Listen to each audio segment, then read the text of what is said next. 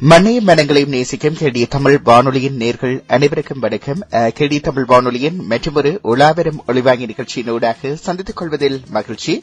சர்வதேச பரப்பெங்கும் இருக்கின்ற எங்களுடைய திறமையானவர்களை உங்கள் முன்னால் அறிமுகம் செய்து வருகின்ற நிகழ்ச்சியாக கனடிய தமிழ் வானொலியின் உலாவரும் ஒளிவாங்கி நிகழ்ச்சி பயணித்து வருகின்றது.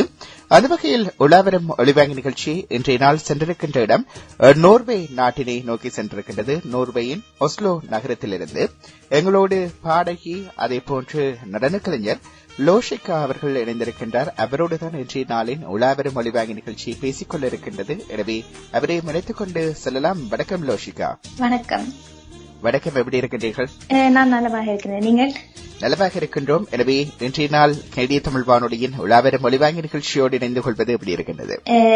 முதலாவதாக நான் இந்த சந்தர்ப்பத்துக்கு நன்றியை தெரிவிக்கணும். எங்களுக்கும் இப்படி ஒரு அங்கீகாரத்தை தந்து வந்து எங்களுக்கும் இப்படி ஒரு சந்தர்ப்பத்தை தரது வந்து எங்களுக்கு எனக்கு சரியான சந்தோஷமா இருக்கு. எங்களுக்கு இப்படி நீங்க உற்சாகப்படுத்துறது. எனவே கனடிய தமிழ் வானொலியில் இணைந்து கொள்வது இது முதல் தடவை. எனவே உங்களை பற்றி ஒரு அறிமுகம் ஒன்றோடு ஆரம்பித்துக் கொள்ளலாம். கனடிய தமிழ் வானொலியின் நேர்களுக்காக உங்களை பற்றி ஒரு அறிமுகம் ஒன்றினை தர முடியுமா? நான் லோஷிகா காந்தீஸ்வரன், நோர்வே ஒஸ்லோ நகரத்துல இருந்து கலைக்கிறேன். பல்கலைக்கழகத்துல வந்து லெக்சரர் லைன் படிச்சு கொண்டிருக்கேன். அதோட வந்து சங்கீதம், பரதநாட்டியம் கற்றுக்கொண்டிருக்கேன். எனவே இன்றைய நாள் கனடிய தமிழ் வானொலியில், குறிப்பாக கனடிய தேசம் ஒன்றில் இருக்கின்ற வானொலியோடு இணைந்து கொள்வதுதான் முதல் தடவை இல்லையா? எனவே ஒரு பாடகியாக உங்களை அறிமுகம் செய்கின்றோம். ஒரு பாடலோடு ஆரம்பித்துக் கொள்ளலாமா? ஒரு தாய பாட்டோட தொடங்குறேன்.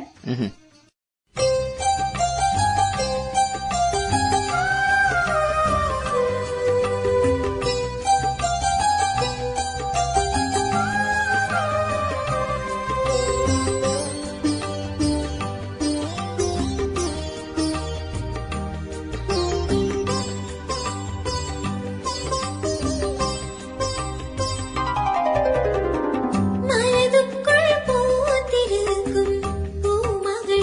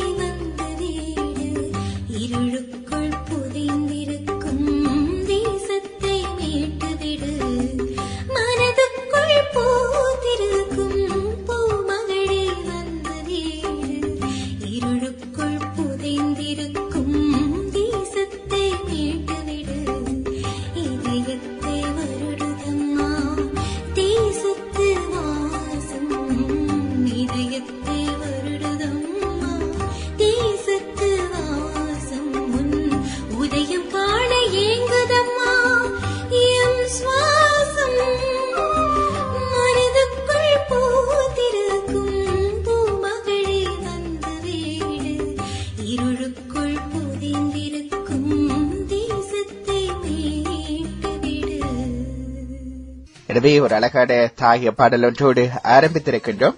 எனவே இந்த இசைத்துறையில் பயணித்துக் கொள்ள வேண்டும், பாடல்களை பாட வேண்டும் என்ற ஆர்வம் எப்படி உருவாகி கொண்டது? யார் அடையாளப்படுத்திக் கொண்டார்கள்? உண்மையா சொல்ல போனா எனக்கு நான் முதலா என் அம்மா அப்பா இந்த கலை ஆர்வத்தை கண்டு கொண்டது கனடா மண்ணில்தான்.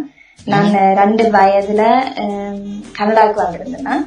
அப்ப எங்கட மாமா மாமி வீட்டுல நாங்க தங்கி இருந்தோம். எங்க மாமி பேர் பிரேமா ஸ்ரீ சந்திரராஜா. அவங்க சங்கீத டீச்சரா இருக்கிறாங்க. நாங்க வந்த டைம் சரஸ்வதி பூசை டைம். அப்ப அவங்க கலைக்கூடத்துல சரஸ்வதி பூசை நடக்கேட்டுலதான் அவ மற்ற பிள்ளைகளுக்கு சுருதி சேர்த்து கொண்டிருக்கேட்ல நானும் என்ன அறியாம நானும் சாப்பாடேக்குதான் எந்த அம்மா அப்பாவுக்கு தெரிஞ்சது. எனக்கும் இசையில ஆர்வம் இருக்கண்டு. அதோட அவ பிரேமா மாமி என்ற மகள் என்ற அக்கா கொண்டு விட்ட அக்கா என்ன மச்சான் முறவரும் அனோஜனா ஸ்ரீபோதன் அவங்க இப்ப அவங்க ஒரு பாடகி. அவ பாடின பாட்டு மார்கழி பூவே அந்த பாட்டு தான் எனக்கு முதலா எனக்கு 2 வயதுல ஈந்த ஒரு பாட்டு. அவன் பாட்டு கேட்டே அப்படியே அதே ரெக்கார்டிங்ல எடுத்துட்டு வந்தனும் வரைக்கும் அதே பாட்டை நான் திருப்பி ரிப்பீட்ல கேட்டுக்கொண்டே இருப்பேன். கேட்டுட்டு அதே பாட்டு நானும் பாடிக்கொண்டிருப்பேன். அப்படி ஒரு கலை ஆரம்பித்து தான் எங்க அம்மா அப்பா சரியான இடங்கள்ல கொண்டு போய் சேர்த்துட்டாங்க. அதனாலதான் இந்த நிலைமைக்கு நான் வந்திருக்கிறேன். எனவே நோர்வே தளமாக கொண்ட ஒரு பாடகியாக இருந்தாலும் மற்றபடியாக உங்களுக்கான கலைத்துறையின் இசைத்துறையின் ஆரம்பம் கனடாவாக இருந்திருக்கின்றது. அதோட இங்க சரியான இடங்கள்ல இங்கத்தே வானொலியும் எனக்கு தமிழ் முரசம் என்ற வானொலி தான் எனக்கு முதல் பாடு. 4 வயதுல மாங்கலி மரம் கொட்டியம் என்ற ஒரு பாட்டு பாடினான். அதுக்கு பிறகு தாயக மேடையில கணக்க சந்தர்ப்பங்கள் எனக்கு வழங்கப்பட்டது. தாயக பரணி என்ற ஒரு பாடல் போட்டி நிகழ்ச்சி நோர்வேல நடக்கிறது. அதோடதான் நான் சங்கீதம் அப்படியான மேடையில தாயக மேடையில பாட தொடங்கிதான் கடைசியில கர்நாடக சங்கீதம் படிக்க தொடங்கினோம். இப்ப ரீசென்ட்லியா தான் சினிமா தொடங்கியிருக்கேன். ஆனா இப்படித்தான் என் கலை வாழ்க்கை தொடங்கினது. எனவே உங்களுடைய சங்கீத வகுப்புகள் என்று சொல்கின்ற பொழுது எப்படியான சங்கீத வகுப்புகளை எல்லாம் கற்றுக்கொள்ளக்கூடியதாக இருந்திருக்கின்றது. அதே போன்று உங்களுடைய சமூக வலைத்தளங்களோடாக பார்க்கின்ற பொழுது பலரிடமும் கற்றுக்கொண்ட அனுபவம் நிறையவே இருந்திருக்கின்றது. அதை பற்றி சொல்ல முடியுமா? ஆமா, கர்நாடக சங்கீதம் தான் எனக்கு மெயின்லியா தெரியும்.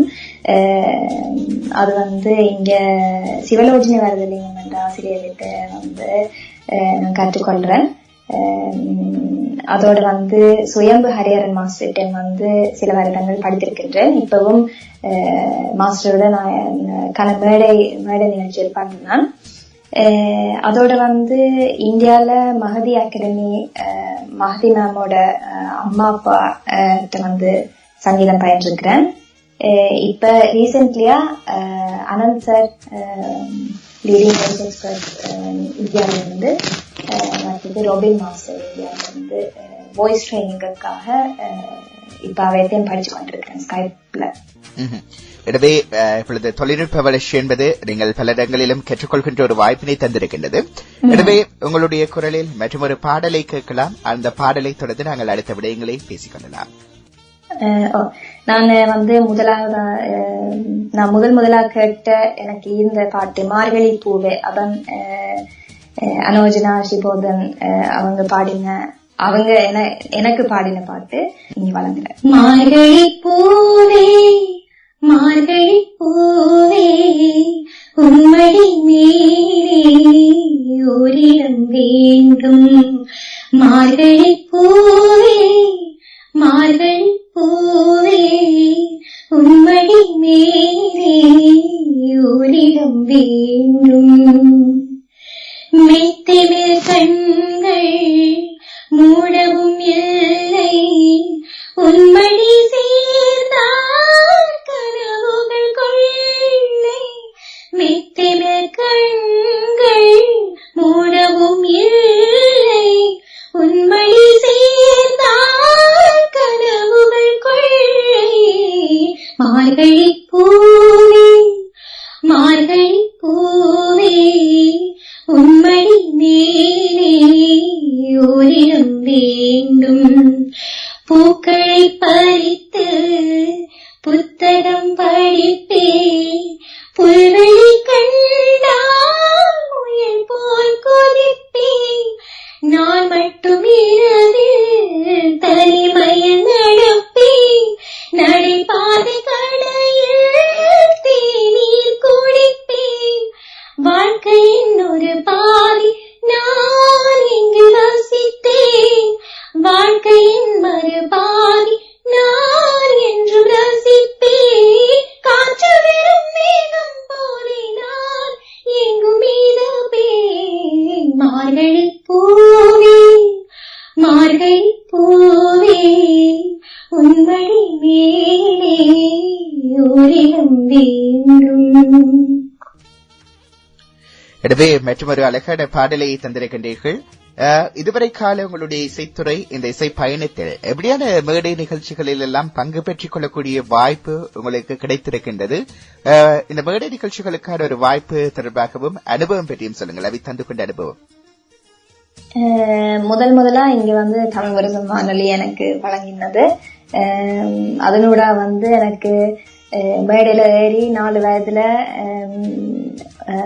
சபையோர் எனக்கு கரகோஷம் தாரது, அந்த கரகோஷத்தின் ஒலி, அந்த கரகோஷம் தார உற்சாகம் எனக்கு சரியா பிடிச்சு கொண்டது. அந்த கரகோஷத்தாலதான் நான் இப்பவும் மேடை ஏறி கொண்டிருக்கிறேன். எனக்கு மக்கள் தார, நோர்வே மக்கள், ஸ்பெஷலா நோர்வே மக்கள் எனக்கு தார ஊக்குவிப்பு அது எனக்கு வார்த்தையால சொல்ல முடியாது. அவ்வளவுக்கு அவங்கதான் என்ன வளர்த்து விட்டு இருக்கிறாங்க.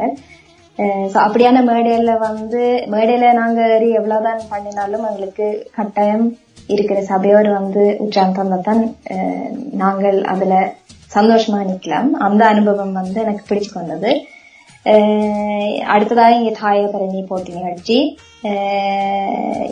இங்கத்தே நிறுவனங்கள் தமிழர் ஒருங்கிணைப்பு குழு நடத்துற தாயபரணி பாடல் போட்டி. வெளியில இருந்து ஐபிசி இங்க கணக்கு போட்டியில் வச்சிருக்கேன். அதுலயும் பங்கு பெற்றி கொள்றேன். நான் இப்ப கடைசியா கூட 4 வருஷத்துக்கு முன்னம் தங்க தமிழ் குரல் தேடல்ல கூட பங்கு பெற்றிருந்தேன். அப்படி அந்த வெளிநாடுகள்ல இருந்து, இந்தியால இருந்து நடுவர்கள் எங்களுக்கு கொமெண்ட்ஸ் தரைக்குல அது எங்களுக்கு அதுல இருந்து எங்களுக்கு கணக்கு படிக்க கூடியதா இருந்தது. வெளியில இருந்து எங்களை தெரிவு பண்ணைக்குல எங்களுக்கு அது நல்ல நல்ல பாடங்களை தந்தது. அதோட பரதநாட்டிய அரங்கேற்றங்கள்ல கூட நான் பாடகியா மேடையாடி இருக்கிறேன். அது எனக்கு சரியான ஒரு புது அனுபவம். அதுக்கு நான் இந்த பரதநாட்டிய குருக்கு தான் நன்றியை சொல்லணும். என்னை நம்பி 18 வயதுல எங்களோட ஈழ மண்ணுக்கு கூட்டிட்டு போனவா. அதான் என் முதலாவது பரதநாட்டிய அரங்கேற்றத்துக்கு நான் பாடகியா போனது. எங்களோட தாயா மண்ணுல மேடையாடி பாடுற மாதிரி ஒரு அனுபவம் எனக்கு வாழ்க்கையில இனிமே கிடைக்குமோ தெரியாது. அது நான் செஞ்ச ஒரு அதுக்கு நான் என்ன செஞ்சேன்னு தெரியல வாழ்க்கையில. நான் சரியா கொடுத்து வச்சு நான் நினைக்கிறேன் அந்த ஒரு அனுபவம் பெற்றுக்கொள்றதுக்கு. அதோட இப்ப ரீசென்ட்லியா வானம்பாடியில் பிரான்ஸ் பாரிஸ் மண்ணில நடந்த வானம்பாடியல் நிகழ்ச்சியில டி.மான் சாருக்கு முன்னால பாடின அனுபவம், T.L. மகாராஜன் சாருக்கு முன்னால பாடின அனுபவம் அது வார்த்தையால எனக்கு சொல்ல முடியாது. அவ்வளவுக்கு எனக்கு நான் நினைச்சதை விட நான் கூட அனுபவிச்சுட்டேன் என் வாழ்க்கையில. அது நல்ல சந்தோஷமா இருக்கு எனக்கு. கலைத்துறையில இதெல்லாம் எனக்கு நல்ல அனுபவங்களை தந்திருக்குது. நல்ல ஆர்கெஸ்ட்ராஸோட நான் பாடி இருக்கிறேன். அதுக்கும் கடவுளுக்கு நன்றி தெரிவிச்சு கொள்றேன். இவ்வளவுக்கு எனக்கு சந்தர்ப்பங்களை இந்த வாழ்க்கையில அமைத்து தந்ததுக்கு. எனவே இப்பொழுது குறிப்பாக நோர்வே, ஒஸ்லோ பிராந்தியங்கள் கலை நிகழ்ச்சிகள் இப்பொழுது கூடுதலாக நடைபெற்று வருகின்ற ஒரு சந்தர்ப்பமாக இருக்கின்றதா, அல்லது முன்பொரு காலத்தில் மிகவும் குறைவான நிகழ்வுகளாக இருந்திருந்தது? இப்பொழுது எப்படி அங்கே கலைத்துறை சார்ந்து கொடுக்கப்படுகின்ற முக்கியத்துவம் எப்படி இருக்கின்றது அங்கே நோர்வே மக்கள் மத்தியில்? நோர்வே மக்கள் மத்தியில இப்ப கலை என்ற விஷயம் சரியான ஒரு முக்கியமான ஒரு விஷயமா நாங்க பாக்குறோம். எங்களோட ஒரு அடையாளமா தான் நான் பாக்குறேன். மற்ற கனேடிய மற்ற வேற நாடுகளை விட இங்க இருக்கிற சனத்தொகை குறைவு. அப்ப நாங்க இங்க எங்களுக்கென்ற ஒரு சமூகம் இந்த கலை தமிழர்களுக்கென்ற ஒரு சமூகம், தமிழ் இளையோருக்கான ஒரு ஒன்று கூடலா கூட நாங்க இந்த கலை நிகழ்ச்சியில காணலாம். சோ இது நான் நினைக்கிறேன் சரியான முக்கியமான ஒரு விஷயம். இங்க நோர்வே நாட்டுல கலை மேடைகளை நாங்க ஊக்குவிக்கிறது தமிழ் கலை மாலைகளை நாங்க ஊக்குவிக்கிறது சரியான முக்கியமா பாக்குறேன். என்ற தமிழ் இளையோர் அப்படியான ஒரு தருணத்துலதான் நாங்க சந்திக்கிறோம். எங்களுக்கான ஒரு சூழல் நாங்க உருவாக்கி கொள்றோம். இப்ப கூடுதலா கலை நிகழ்ச்சிகள் நல்ல வடிவம் நடக்கிறது இங்க. சரி, எனவே உங்களுடைய இசைத்துறை சார்ந்த பல விடயங்கள் பேசியிருக்கின்றோம். மற்றொரு பாடலை தர முடியுமா? அடுத்ததாக எனக்கு பிடித்த ஒரு தத்துவ பாடல்.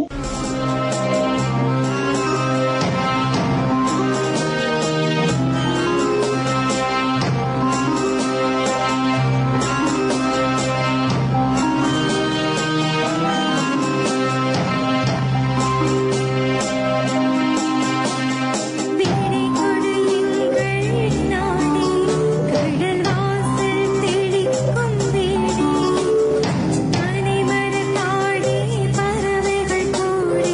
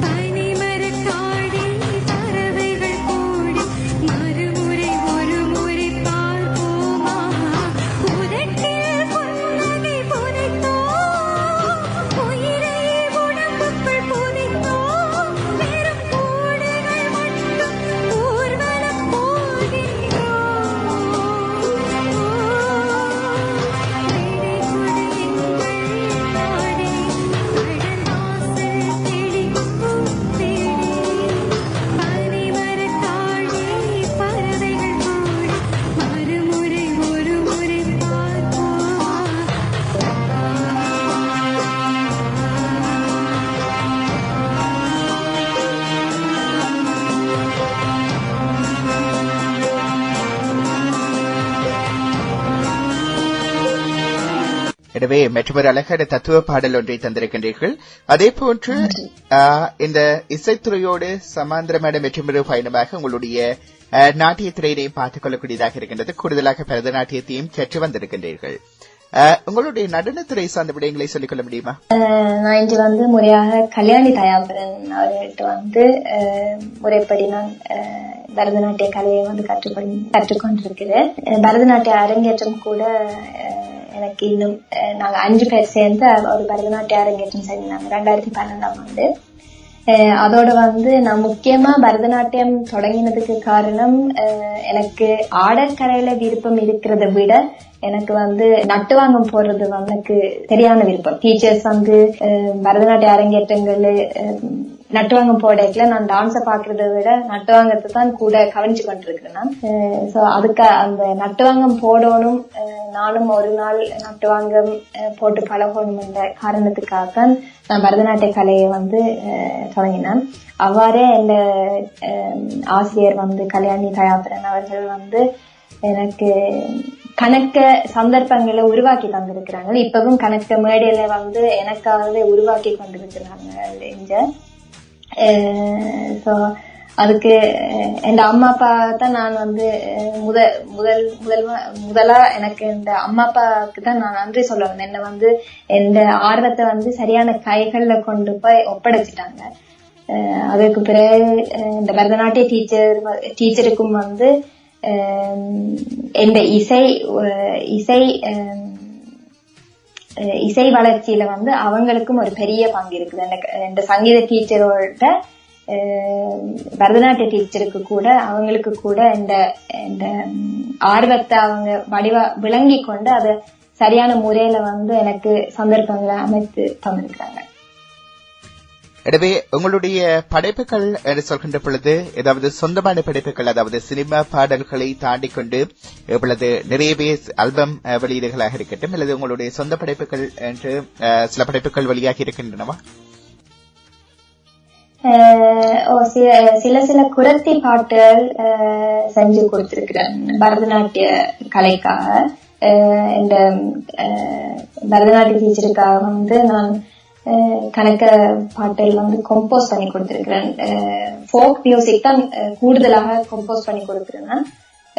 குரத்தி பாடல்கள் சிலவற்றை செஞ்சு கொடுத்திருக்கிறேன். மற்றது தாயம்மனுக்கு கூட ஒரு கலை நிகழ்வுக்கு ஒரு தேயிலை பாட்டு கூட கம்போஸ் பண்ணி கொடுத்திருக்கிறேன். எனவே உங்களுடைய படைப்புகள் என்பது நோர்வே தாண்டி மற்ற தேசங்கள் தாயக தேசத்திலும் பதிவு செய்யப்பட்டிருக்கின்றது. அதே போன்று இப்பொழுது பல விடயங்கள் மற்றும் ஒரு பாடலை கேட்டுக்கொள்ளக்கூடியதாக இருக்குமா? ஆமா, இந்த வேளையில குரத்தி பாட்டை நான் பாடினா இதா இருக்கும்னு நினைக்கிறேன். அது பாட்டி காட்டுறேன். குறிப்பாத்து பொருள் சொல்லும் குரவர் நாங்கள் வந்தோமையா, குறியென்றும் தப்பாது குறையொன்றும் நிற்காது. குறிப்பாது பொருள் சொல்லும் குரவர் நாங்கள் வந்தோமையா, குறியென்றும் தப்பாது குறையொன்றும் நிற்காது. தீத்த தக்கிட்ட தீத்த தக்கிட்ட தீத்த தக்கிட்ட தினாத்தா தீத்த தக்கிட்ட தீத்த தக்கிட்ட தீத்த தக்கிட்ட தினாத்தா தீத்த தக்கிட்ட தினாத்தா தீத்த தக்கிட்ட தினாத்தா தினாத்தா தினாத்தா தினாத்தா தினாத்தா.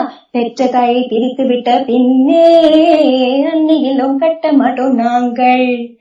பெற்ற தாயை பிரித்து விட்ட பின்னே அன்னையிலும் கட்ட மாட்டோம் நாங்கள்.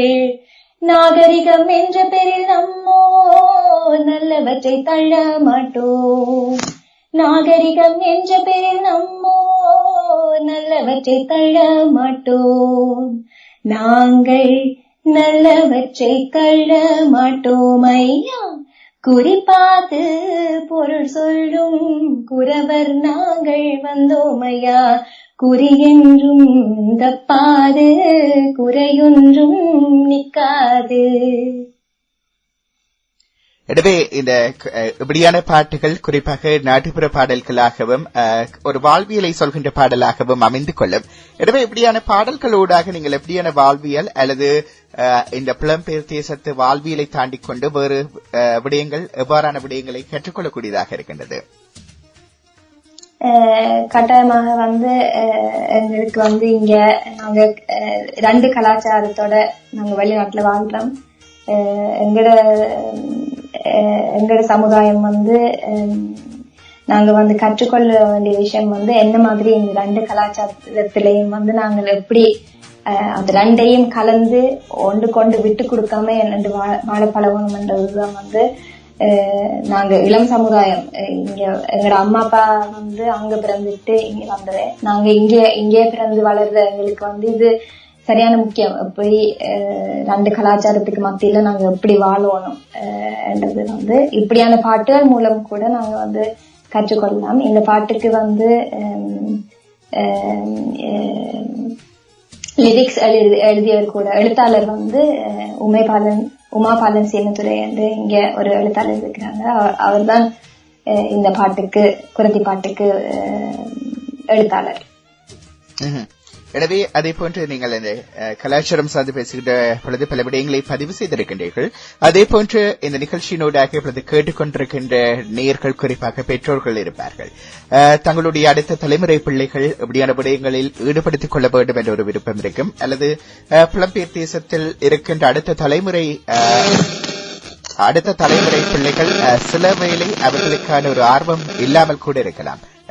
ஒரு 2 விதமான பார்வை இருக்கின்றது. பலர் கூடுதலான ஆர்வத்தோடு இருப்பார்கள், சிலர் ஆர்வம் இல்லாமல் இருப்பார்கள். எனவே அப்படியானவர்களை பெற்றோர்கள் இந்த துறைக்குள் அல்லது இப்படியான விடயங்களுக்குள் ஈடுபடுத்திக் கொள்ள வேண்டும் என்றால் எப்படி அவர்கள் அதனை வீட்டிலிருந்து உருவாக்கி கொள்ளலாம் என்று நினைக்கின்றீர்கள்? கட்டாயம் புலம்பெயர் நாடுகள்ல இருக்கிற இளையோருக்கு தமிழ் மற்றது இசை ஒரு முக்கியமான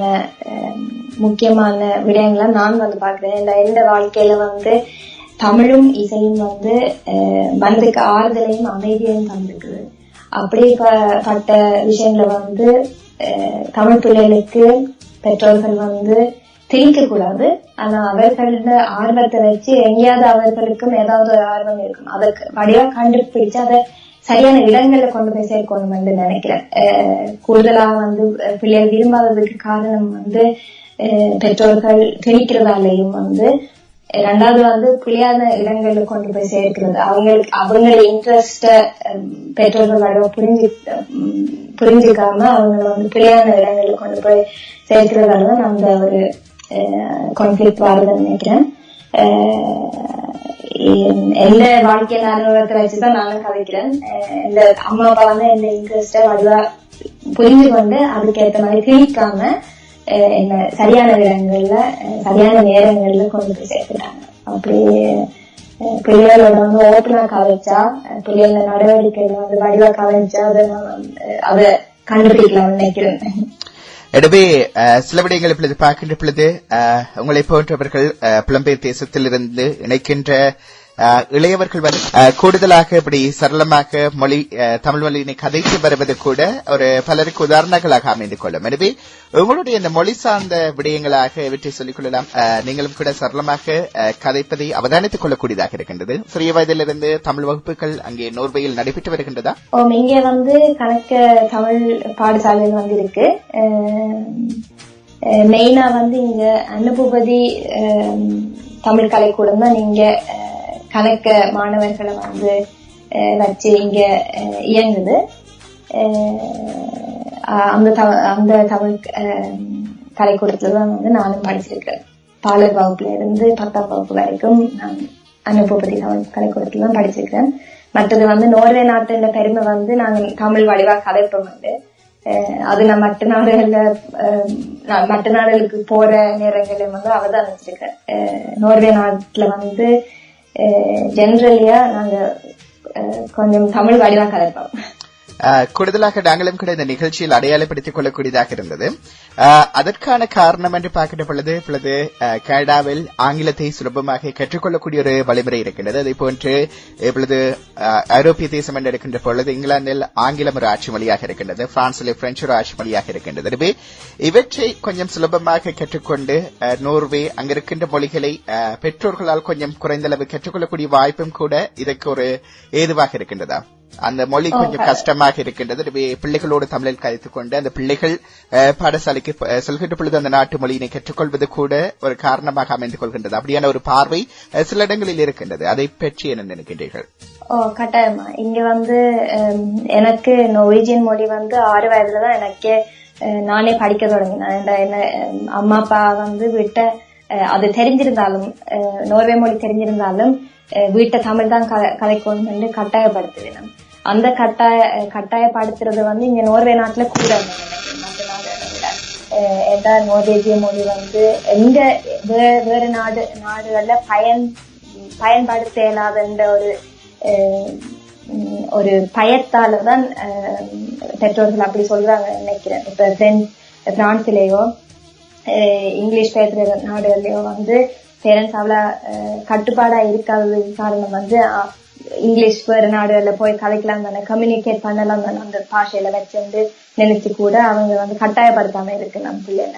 ஆனா இங்க நோர்வேல இளம் வயதுல எல்லாருக்கும் அது நடந்திருக்கு. இங்க பெற்றோர்கள் கட்டாயப்படுத்துறது, வீட்டை வந்தா பிறகு நீங்க தமிழ் தான் கட்டாயம் கதைக்கணும். எந்த தங்கச்சியோட கூட நான் வீட்டை தமிழ்ல தான், இப்ப கூட நாங்க தமிழ்ல தான் கூட கதைக்கணும் வீட்டை. எனவே பல விடயங்கள் பேசியிருக்கின்றோம். மற்றொரு பாடலை தர முடியுமா?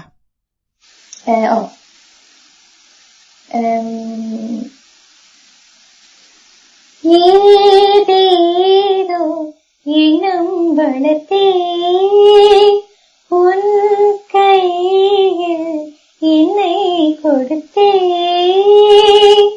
நீதானே புன்னகை மன்னன் உன் ராணி நானே, பண்பாடும் பாடகன் நீ உன் ராகம் நானே, ஏதேதோ எண்ணம் வளர்த்தே,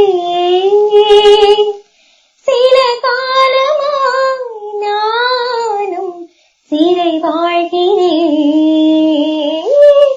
உன்னை பார்த்ததால் தானே உயிர் வாழ்கிறேன், தூக்கம் விழிக்கிறேன், பூக்கள் வளர்க்கிறேன், சில பூக்கள் தானே மலர்கின்றது, பல பூக்கள் ஏனோ உதிர்கின்றது,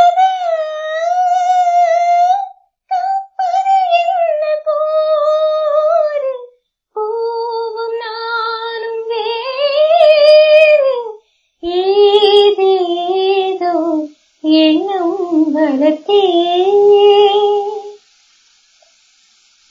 எனவே மற்றொரு அழகான பாடலை தந்திருக்கின்றீர்கள். அதே போன்ற பொழுது உங்களுடைய பயணம் என்பது பல்வேறு தளங்களில் பார்த்துக் கொள்ளக்கூடியதாக இருக்கின்றது. இசைத்துறை, நடனத்துறை, அதே போன்று மொழி சார்ந்த ஆர்வம், இப்படியான பல இடங்களை பரவலாக பார்த்துக் கொள்ளக்கூடியதாக இருக்கின்றது. அதே போன்று உங்களுடைய சமூக வலைத்தள பதிவுகளை பார்க்கின்ற பொழுது தாயம் சார்ந்த, எங்களுடைய போராட்டம் சார்ந்த பல கருத்துக்களை பதிவு செய்திருக்கின்றீர்கள். அப்படியான பல செயற்பாடுகளிலும் ஈடுபட்டு வருகின்றீர்கள். எனவே உங்களுடைய தாயம் சார்ந்த செயற்பாடுகள், இது தொடர்பான உங்களுடைய செயற்பாடுகள் பற்றி சொல்ல முடியுமா?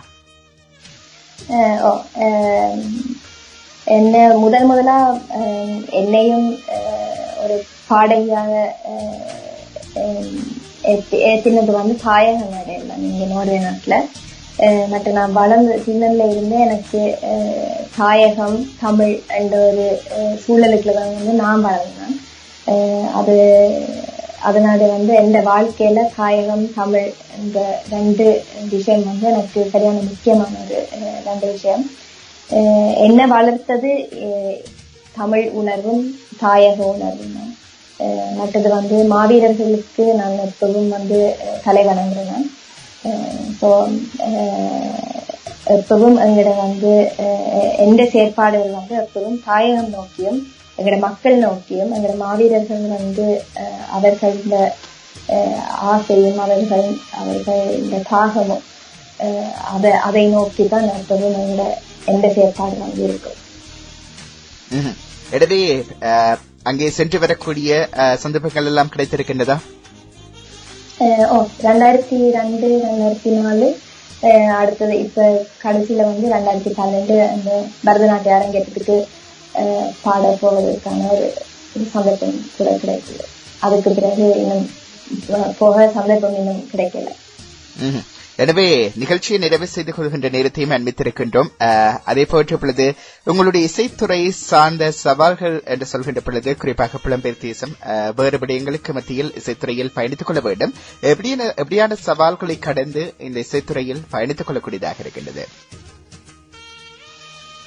சவால்கள் என்று பார்க்க போனா எனக்கு இந்த 2 கலாச்சாரத்துக்கு நடுவுல வந்து இந்த கலைத்துறையில வந்து ஆக்டிவா இருக்கிறது. மற்றது கண்டிப்பா படிப்பையும் மெயின்டைன் பண்ணிக்கொண்டு கலைத்துறையில வந்து ஆக்டிவா இருக்கிறது வந்து சரியான ஒரு கஷ்டமான ஒரு விடயம்.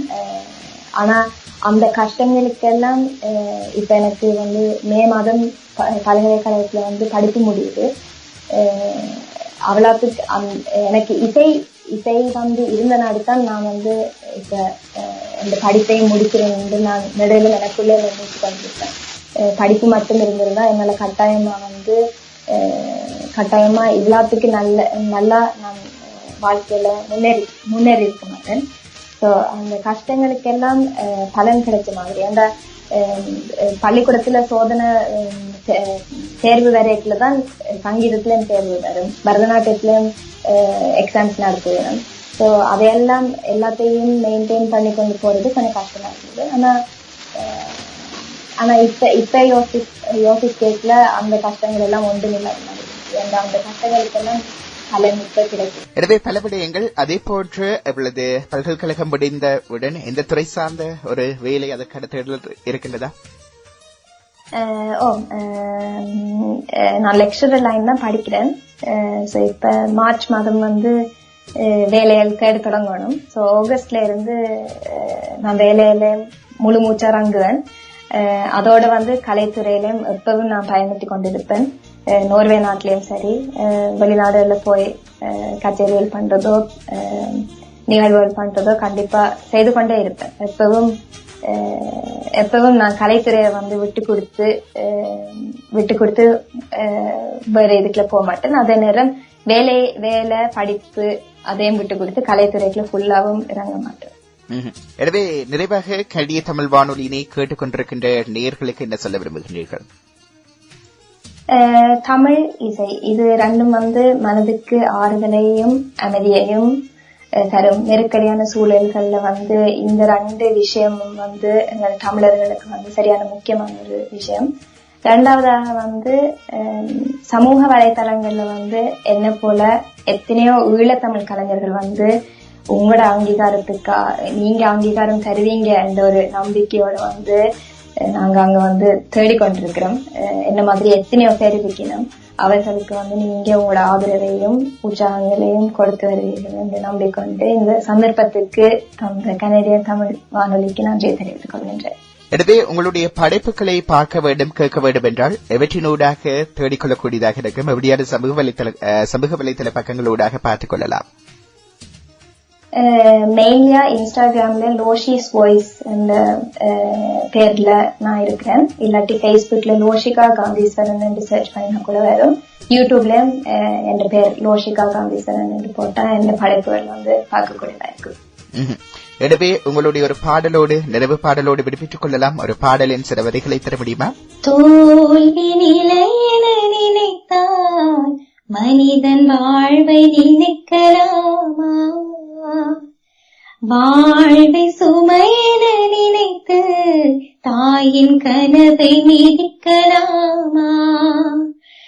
உரிமை இழந்தோம், உணமையும் இழந்தோம், உணர்வை இழக்கலாமா?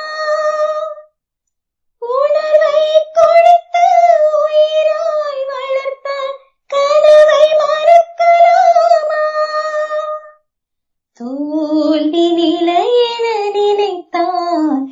மனிதன் வாழ்வை நினைக்கலாமா? எனவே அந்த வரிகளோடு நாங்களும் விடைபெற்றுக் கொள்ளலாம்.